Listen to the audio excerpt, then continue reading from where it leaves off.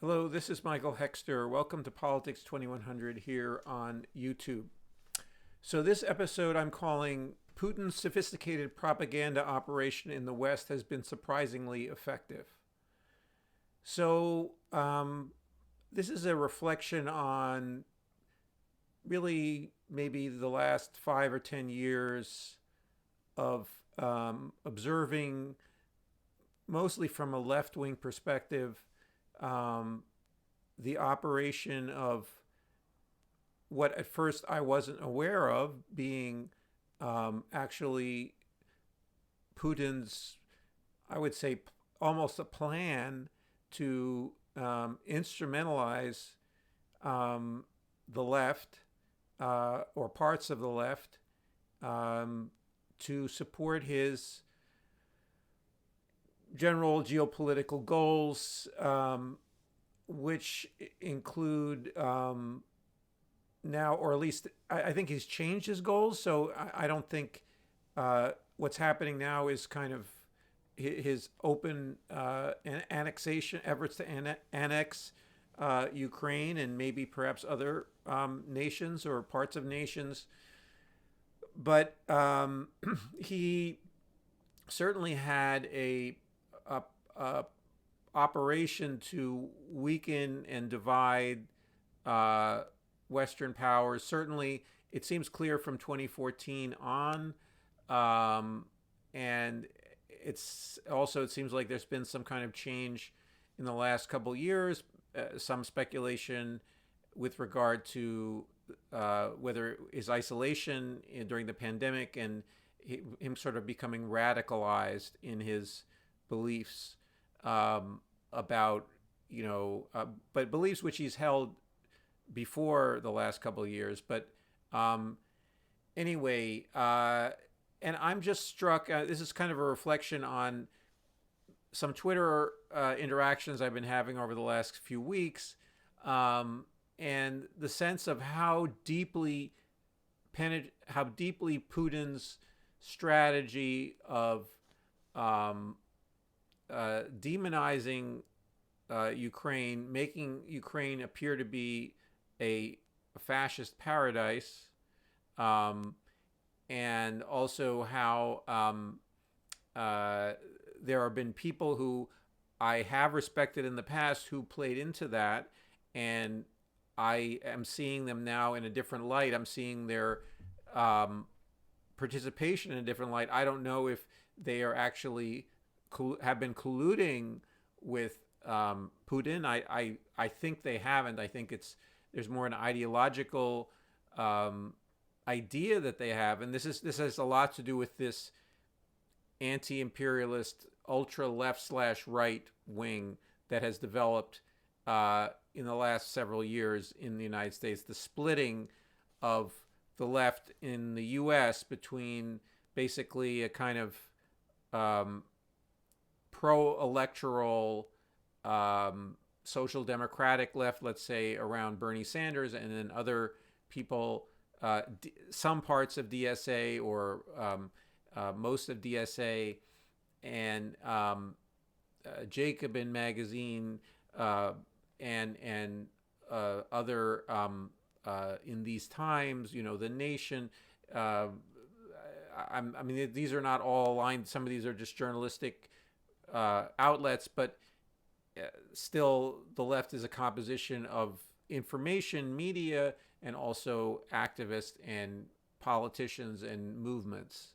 So anyway, there's a split. There's developed a split between people who are focused on what they consider to be anti-imperialism, but in my perception, increasingly is simply a excuse making for, or not simply, but a large component of their activism has been excuse making for both Chinese and also Russian imperialism and autocracy, by and doing basically free PR in the form of anti-imperialist activism or anti-imperialist advocacy and journalism, for despots, foreign despots, basically mostly Russia and the Russian leadership and the Chinese leadership, and so this is I'm differentiating myself from there are people like Hillary Clinton and so forth and so on who neoliberals and neocons who have edited out of the picture U.S. imperialism and think of U.S. imperialism as being entirely benign. I do not see it as entirely benign, but I see it as a counter, or U.S. military strength and the strength of NATO as a counterweight to these more autocratic societies, and that are not entirely, they are not evil in the sense of as a society as a whole, or the people are not evil. The system is, let's say, the systems of government are less democratic than the systems in the West for the people in the West. On the other hand, they have been counterweights to those systems simply by having their own national interests and trying to assert those. So there are misguided, anyway, like I'm talking about Max Blumenthal, Aaron Mate, increasingly Glenn Greenwald, increasingly Jimmy Dore. These are people who, also Ben Norton, Dan Cohen. So these are people who think of themselves often as anti-imperialists or anti-U.S. imperialism, and have in the past and still continuingly have offered information that is valuable, that is regarding uncontestable facts about U.S. domination of some other nations and so forth and so on, and especially within the sphere of influence of the U.S., which is vast. And so there is a counter-hegemonic or an anti-imperialist component to their work that I will allow them to keep. But nevertheless, they, as I've talked about in other episodes, they've endangered their reputations as being principled anti-imperialists by shielding Putin and China, and in fact doing active efforts to support those countries, support their aggression, support their if not open aggression, at least their expansionist tendencies, or but also the genocide of the Uyghurs, a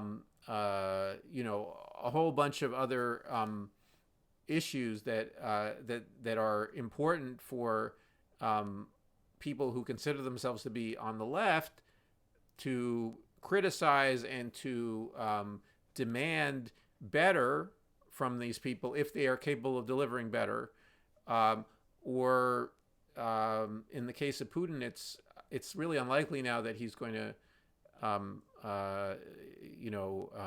reform himself in any way. So he's kind of committed himself to a path of destruction right now, and it's very concerning and alarming. But anyway, his what I taking a step back and my observations of these interactions that I've been having is that there are people who appear to me to be unconsciously supporting Putin and following his line with regard to, and now I'm talking most specifically about Ukraine. There's also in Syria similar issues in Syria. Syria, I think, was more ambiguous. There's a lot of issues with the Syrian opposition to Assad that I share with these people that I'm concerned about. There wasn't the liberal or whatever it is resistance to him that many of the people resisting Assad, many of the armed groups were jihadis. So it was a matter of sort of picking your poison there in terms of who is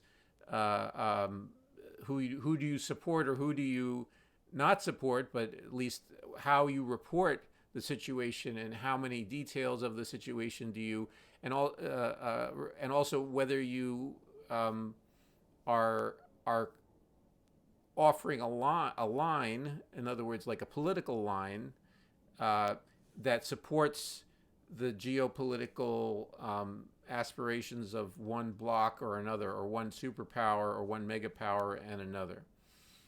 And the left in the United States and also elsewhere has been surprisingly unsophisticated, if not downright unconscious about the sophisticated and information warfare, you could say, or propaganda campaign, PR campaign that Putin has run for himself and for his objectives. And it's also with counter, not only is it pro his own, but also anti his opponents. And so being able to divide, supporting the far right in Europe and the United States and elsewhere, partly out of ideological sympathy. Putin is actually a right winger in his views. He's a neo-fascist, but that's in some sense the sophistication of it, is that Putin appears to some of these leftists as being a leftist, or he inherits the Soviet Union's mantle of being the counterweight and essentially left of capitalism, left of U.S. capitalism, and supporting national liberation movements throughout the world, or not only supporting but helping inspire them and so forth and so on. In Vietnam, in Cuba, and Nicaragua, they were not so directly supported by the Soviet bloc, but certainly the space created by this superpower confrontation allowed for some triangulation, openings for liberation movements to emerge, and also, there's also the alarming neocon world domination plan that they've tried to enact, which included the enormous one of the most horrendous let's say foreign policy or crimes, international crimes, you can say, was the invasion of Iraq by the United States, and which was part of this neocon project. So, that's an enormous. Putin seems like is hot on the heels of trying to eclipse that, and maybe he will. Hopefully not. I hope for the sake of the peoples of the world and the people of Russia and the people of Ukraine, and that it will not turn into that at all. But anyway, this propaganda operation involved the deception or the deceptive view of Putin, or the veiled perception of him, where people do not know about his ideology, about his views, about which philosophers he favors. He favors two fascist, or maybe more than that, but Alexander Dugin and I don't know if I'm saying it correctly, and Ilyin, okay, Ivan Ilyin, okay, Ilyin. So these are fascist Russian philosophers, and these are his heroes currently, or in the last few decades or decade or so, and the people who support his belief system, and so the left is as mostly unaware of this and acts as if he's their friend, and some of this is promoted by, among other things, RT, which interestingly shut down in the United States directly after the invasion of Ukraine, pretty much having outlived its usefulness. Okay, because the shutting down of RT, though certain people on, let's say, in the center and the right and so forth and so on were mostly in the center, and who were mostly influenced by neocons, always dismissed RT as being, Russian state media and so forth and so on. I mean, there's truth to that. I never also, I'm critics of the neocon, foreign policy. It's been disastrous for the United States and for the world. But when it comes to at least recognizing Putin as being, a problematic figure, certainly in the last 15 years or 10 years or so forth and so on, it's not far off, certainly, that he is, he's an autocrat, let's say, and also we've discovered an expansionist. Okay, and anyway, so an imperialist openly now, and so the RT presented, though, some programming that was okay, was good. Tom Hartman, who's a respected left journalist, had a program on RT. Mike Papantonio, a respected attorney, had a program on RT, and these are, now they didn't report about Russia and Eastern Europe and so forth and so on, but and so they had some freedom to talk about unrelated issues unrelated specifically to Russia on RT. But I always thought that it was a mistake in terms of to associate oneself with RT, because I perceive Putin, as being an autocrat for the last 10 years or so, and I or more, and I didn't, I didn't think it was right for people to that it would compromise the voice of the left to be associated with RT, and with the idea that Putin was interested in what they had to say. So, or not interested in promoting it. So, so this is a sophisticated operation because, Putin doesn't really believe some of these left-wing things or the ideology, but he's using their commitments, as the Soviet Union did, okay, as the former East Bloc did. They used various lefty-leaning people in the West for some minor spying or something or so forth and so on, recruiting them as agents. There was not everybody, and it wasn't, but there was a calculated Machiavellian use of the earnest idealistic belief in socialism or communism or just justice and right and wrong and so on and so on, and oppression and try to address the problems of societies in the United States and so forth and so on. This was something that the Communist Party in the United States was a great supporter of the civil rights struggle and they were right to do that, and but it was also it's the issue of the fact that it was associated with the Soviet Union, and it wasn't an independent communist party like the PCI, the Italian Communist Party. So that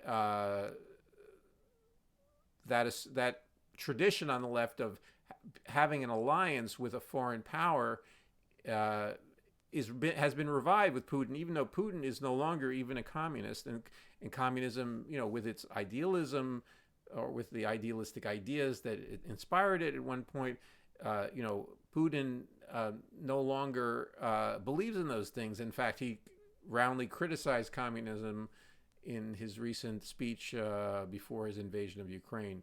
So, but on the other hand, and this is something that in my last video I referenced the thread by Kamil Galeev, and I will also put a link to it in this video description box as well, because in this very long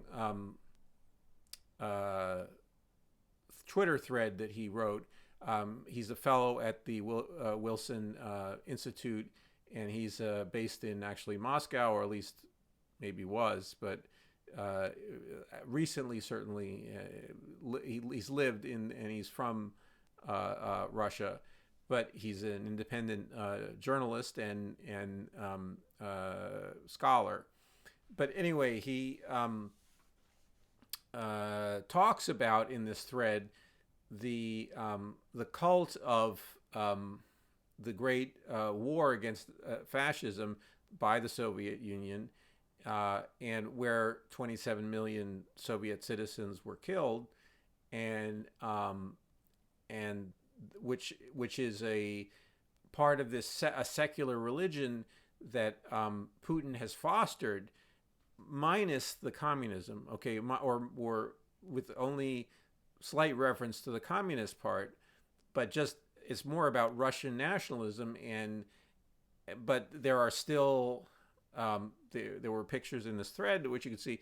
They have replicas of the Soviet tanks with the red star in them, which are used as strollers and what have you, and kids toys, and so there's a whole there's a secular religion associated with the Second World War, which he has used, and so it's analogous in a way to it's a sophisticated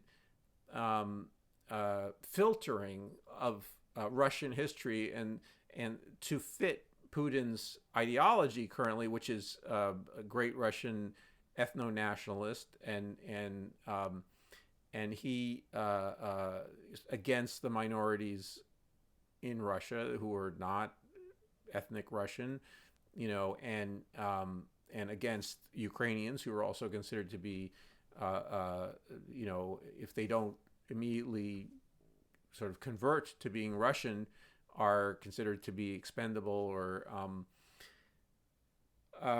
enemies or Nazis, and so this war also is anyway another feature of this Putinist ideology is, as Galeev relates, is that anybody who's not this ethnic Russian and this person who recognized and supports entirely this ethno-nationalism, it is a Nazi, okay, and therefore, so it's recasting the struggle of both nations and also systems in the Second World War, which was between fascism and communism on the Eastern Front, as an ethnic Russian a struggle, part of the longer history of Russian Empire and basically just sort of the sacralization of Russian nationhood, and so and that is being used, and so anyway, but that filtering is similar to, or it's how, in some sense, in as an export product, Putin has shielded the West or these Western leftists from understanding this secular cult because they don't have good information about Russia today, RT, Russia today. So literally, they don't have, they don't study it. They don't have a model of what is the actual system or the regime in Russia. And furthermore, I don't think the left is alone in this. I think the neocons, like Hillary Clinton and others, just think of it as sort of demonize it. And for that matter, I mean, you have Masha Gessen calling it totalitarian, and saying it's a totalitarian system. Now, Putin has taken some turns toward totalitarianism in the last couple of weeks, okay, in terms of shutting down media sources and turning on the propaganda waves, more intensively. But her Masha Gessen, who is an emigre from, I believe, from Russia, and also, she writes for the New Yorker. She has mischaracterized Russia as a totalitarian society. Now, it might become that, in which case, that's a change. But I communicated on a regular basis with activists, climate activists, who, are opposed to the Russian government, and that's not a totalitarian system. That would never have happened in the Soviet times. I mean, there was almost no communication, and what kind of communication was there among dissidents, they paid a heavy price for communicating with the West. So, I mean, it's just a distortion. So we have the boogeymanization of Putin in the sort of center and of the Putin regime, making it into kind of the absolute, the total sum of all evil. In the past, it may be becoming that right now, okay, under the influence of this wartime regime that is being engineered or instituted. It's not totally engineered out of nothing. The state security apparatus has been very strong, as Galeev points out. It's the prime sort of constituency for Putin, outside of the economic constituents, the oligarchs, but it's the key support within the state of Putin, and not the military. So anyway, so this so the sophistication of the Putin ideological operation domestically to some degree, but also it's pretty heavy-handed domestically, but in abroad, is something that's fooled a lot of people, and it's chimerical. But it's become more clear in a way. So it's cleared up in the last couple of weeks in ways that people haven't realized yet. So people are still laboring along, doing, I think, the ideological work of the Putin regime, with some idealistic motivations that I support, like anti-Nazism and anti-imperialism. But they're doing the work in the very specifics of this conflict with Ukraine, for Putin, and you have others. You have on the right, you have Tucker Carlson. So it's not only so there's a different. That shows you the sophistication. There's a right-wing version and a left-wing version, and some of them, they converge. So it's not the new ultra-left / ultra-right that I talked about in a previous episode. They are eyeing. They collaborate often with Tucker Carlson and others on the right, and also appreciate and admire Putin. So, in any case, it takes some effort and good reporting, and to understand what the Putin regime actually is, what its external policy is, what the ideology is. The ideology is it's a new form of Russian nationalist neo-fascism. Okay, that is not totalitarian or wasn't totalitarian, may become totalitarian in the process of this war. We don't know, but is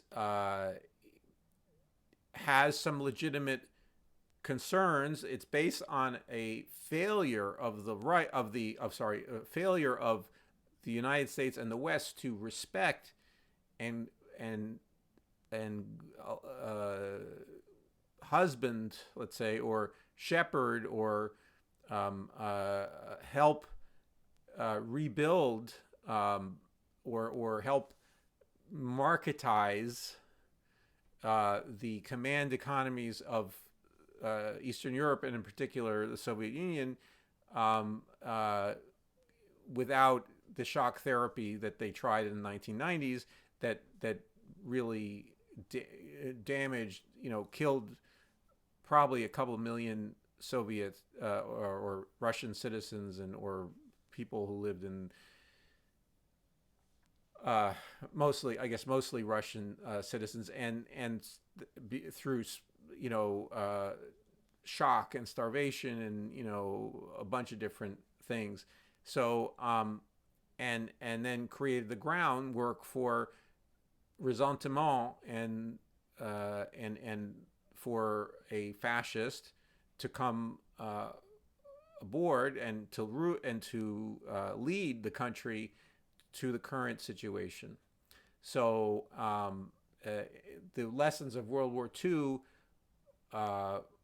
in terms of rehabilitating the former fascist powers, Japan and Germany, and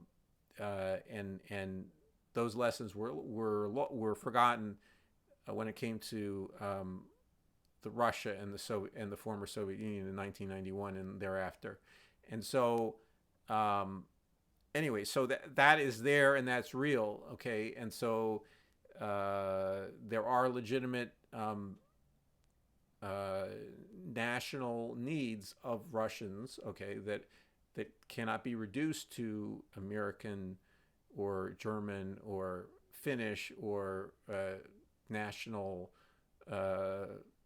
needs, and they need to or Polish or Ukrainian needs. They need to have their ability to determine them, do national self-determination, but not at the cost of Ukrainian national self-determination. Anyway, so I will probably